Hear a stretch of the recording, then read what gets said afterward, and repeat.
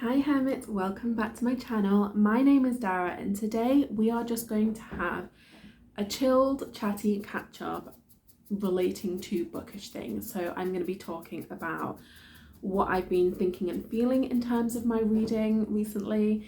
I'm also going to be sharing a little preview of some of the goals that I have for 2023 because I'm already thinking about that kind of thing. And yeah, we're just gonna have a ramble sesh today. So I have my tea, I have my hot water bottle, I have my fleecy pajama bottoms. We are good to go. So I have been pretty inconsistent recently in terms of sharing videos here on the channel. I've still been recording the occasional video, but I just haven't been taking the time, making the effort to edit and publish them, which I'm kind of annoyed about because earlier in the year, I did have such a good rhythm in terms of publishing multiple videos per week. And that's something that I've really identified as an area for improvement for me. So I've noticed that I'm either very all or very nothing here on this channel. So either I'm really in the mood, really enthusiastic, posting multiple times a week, or it's literally a ghost town. And I want to bridge that gap a little bit. So that's something that I'm really going to be prioritizing in 2023. So I'm setting the goal for myself of publishing one video here on this channel every single week. Now, if I get particularly inspired and there are a whole bunch of things that I really want to make videos on or talk about, then absolutely yes, I have permission to do more. But I'm really trying to hold myself to this intention of a minimum of one video every single week in 2023. I just want to see if I can do it because I know I can do it in a work capacity. So in my business, in my day job, I have to create a lot of content for that, as a sort of a businesswoman who runs a small business, the marketing content is very, very important. And because I consider that to be my bread and butter, I prioritize it. I always shoot it to the top of the list. But when it comes to this, which is very much for pleasure, it's a hobby, it doesn't always get given that same amount of attention and respect, and I want that to change in 2023. So that's the first thing that I've been thinking about. In terms of reading numbers, this year I have had my best reading year yet. I've never read this many books in a year before. Even when I was studying, doing my English degree, and essentially my full-time job was reading books, I still didn't read as many as I have this year. I think at the time of recording this, I'm on like 130 something. And I think the most I've ever read in a year before was 106, 105, 106, something like that. And that has only ever been once. Now, at the start of this year, I was like, do you know what I'm going to do? Every year, I'm just going to up my Goodreads goal by one. So, last year I read 91 books. Last year I read 90. So this year I was like, I'm going to read 91. But now that I've read 130 something, it doesn't feel exciting to set the target higher. So actually I'm just going to set it +1 from the goal this year. So instead of aiming for 140 something, I am going to aim for 92 because it's really not about quantity when I read. It's about enjoyment for me. And one of my goals for the next year is going to be relating to reading some bigger books. So that is naturally going to bring the quantity I read down. So I don't know what point I was trying to make there, but really just thinking about goals for 2023, that's one thing that came to mind because even when I haven't had a variety of reading goals in a year, I've always had a number target. So I want to read X number of books in a year. So next year, I think we're just going to aim for 92 and see how we go. In terms of narrowing in on some more specific goals, one thing that I really want to do next year is to read some of my bigger books, like I mentioned, because I have quite a thing for buying massive books, but I never read them. They absolutely terrify me. So I have all of these gigantic tomes on my bookshelves that I avoid like the plague. So I have decided that in 2023 I want to commit to reading one big book every month, and it can be any big book. It can be a classic, it can be like a fantasy. You can see that I've got a Court of Silver Flames right there that I haven't read. So the full spectrum. It can be a standalone, it can be part of a series. I don't care.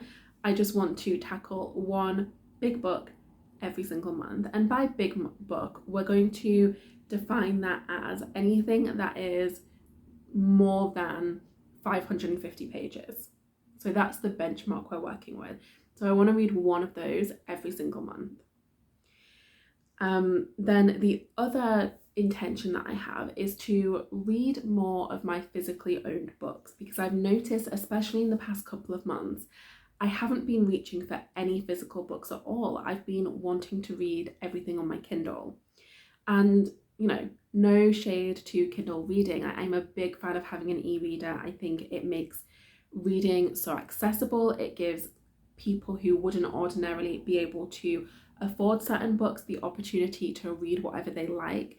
It's amazing for if you have any difficulties in terms of, you know, seeing things. So sometimes it's easier to see on a Kindle than it is a physical book, because you can, you know, you can adjust the font size, you can adjust the lighting, all of that stuff. I think Kindles are great, and it kind of irritates me when I hear people dismissing them because it's not proper reading, whatever the hell that means.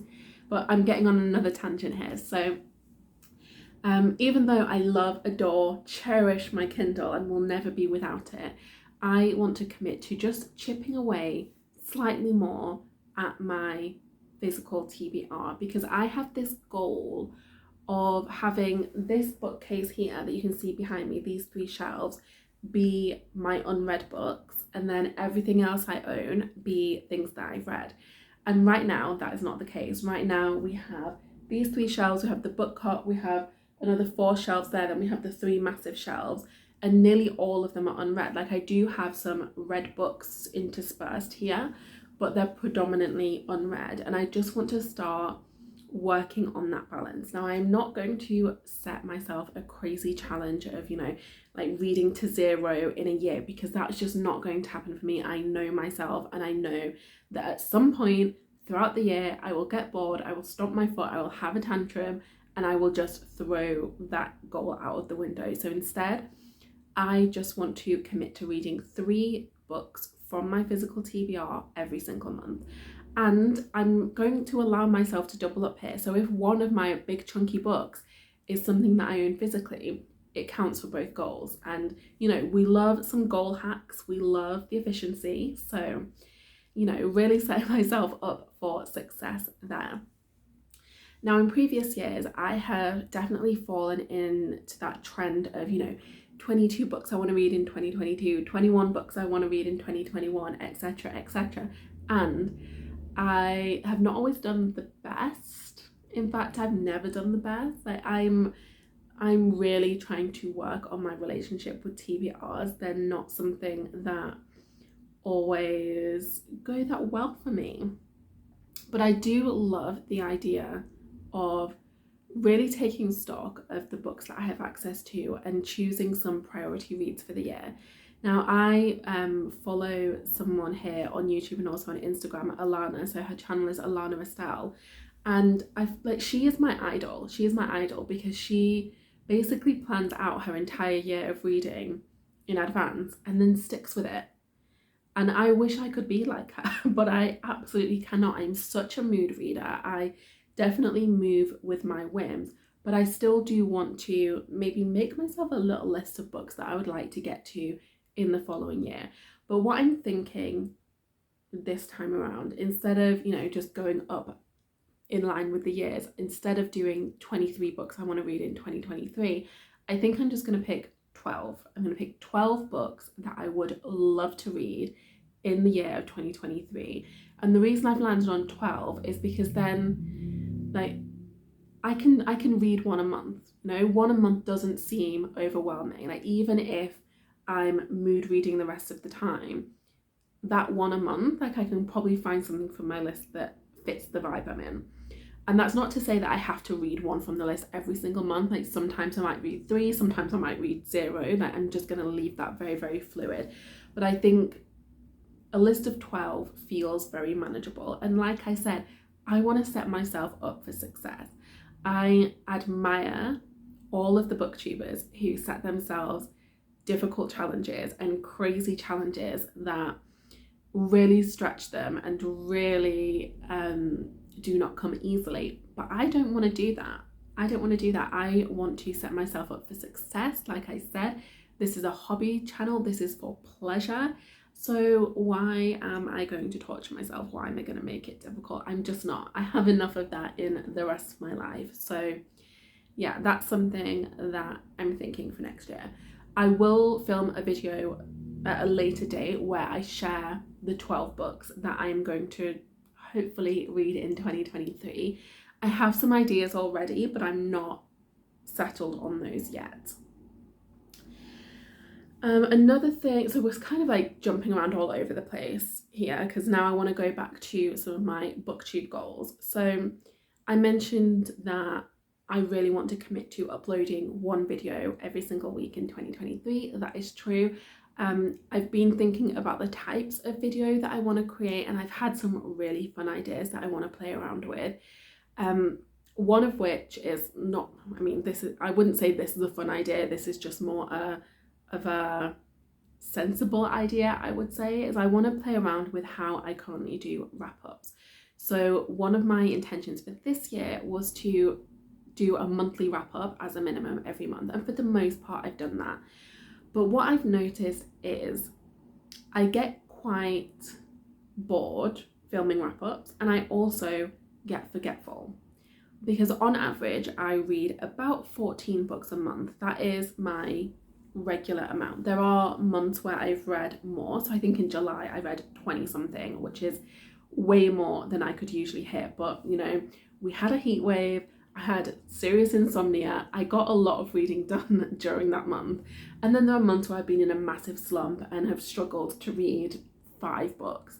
So anyway, my average is about 14 books a month, and I've noticed that when I sit down to wrap those up at the end of the month, I cannot remember what I really thought about the first few books. And if I'm going to, you know, make the effort of filming wrap-ups, and if you're going to make the effort of watching my wrap-ups, I want them to be of benefit. I want them to be useful. I want them to be interesting.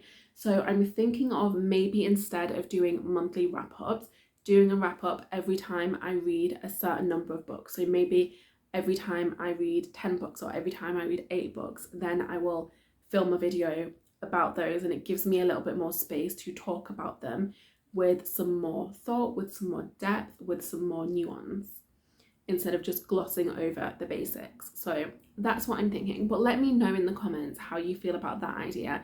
Do you love watching really long wrap-ups, or do you prefer shorter, more frequent ones that go a little bit more in depth? Definitely let me know. And that would be really useful. And yeah, that's what I'm thinking right now in terms of goals. So I'm not set in stone on any of these, and there may be more things come to mind, but these are things that really feel like a priority for me. And that's because these are not just things that I want to do for the sake of having YouTube content. There were definitely some goals that I set last year which were more like sort of, I don't know, maybe so I looked smart on YouTube or I was interesting on YouTube, and that's not it. Like, these are very much motivated by my personal reading intentions, which I think is going to work better for me, especially because this channel is a hobby. It's supposed to be fun. Like, nobody really cares enough to hold me to a standard. Like, this is just for me, this is just for fun. So I like that my goals are more motivated by that this year. So like I said, reading those big books, reading my physical books, and prioritizing 12 books that I really, really want to read in the year. So yeah, those are my goals. Other things that I've been thinking about pondering recently. Well, I've been thinking about Kindle Unlimited a lot. So If you have been on my channel a while, you might know that was it the end of July, or it might have been in August, I cancelled my Kindle Unlimited account because I noticed that whenever I wanted to pick up a book, I was always going to Kindle Unlimited and I was not reading any of the books that I own. And I own hundreds of books physically, I own hundreds of books on my Kindle, and I have a bunch of audiobooks that I've purchased and never listened to. And so I really wanted to force myself to start working through my owned TBR. And I am missing Kindle Unlimited. I really, really am. I loved my indie romance. I loved my time reading those books this year. Some of my favourite reading experiences of the year have been reading Kindle Unlimited books. In fact, I think all of my favourite reading experiences of the year have been reading Kindle Unlimited books. So I'm definitely thinking about picking up a subscription again.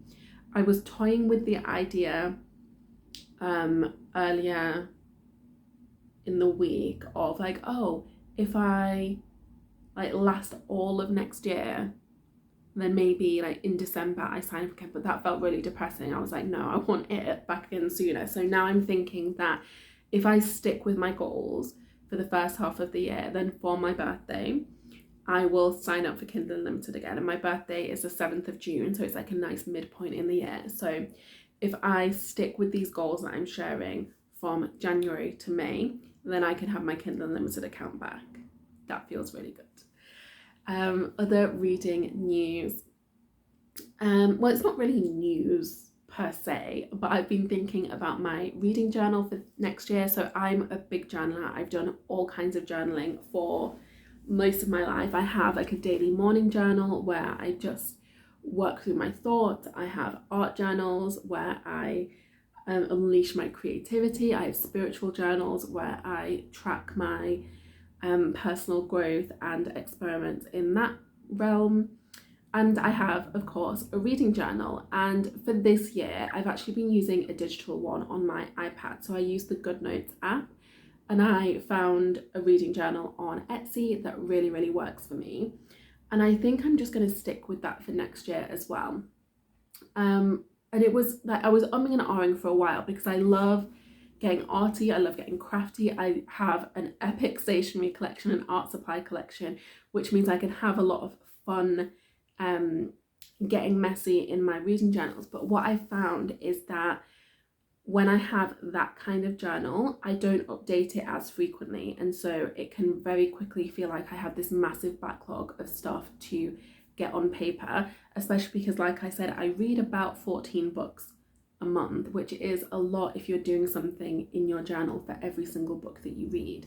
So I think I'm going to stick with my digital reading journal in 2023. And again, if that's something that is interesting to you, if you would like to see my methodology, then definitely leave me a comment below and I will film some videos along those lines, because the way that I do reading journals is quite different from the way I've seen anybody else do them.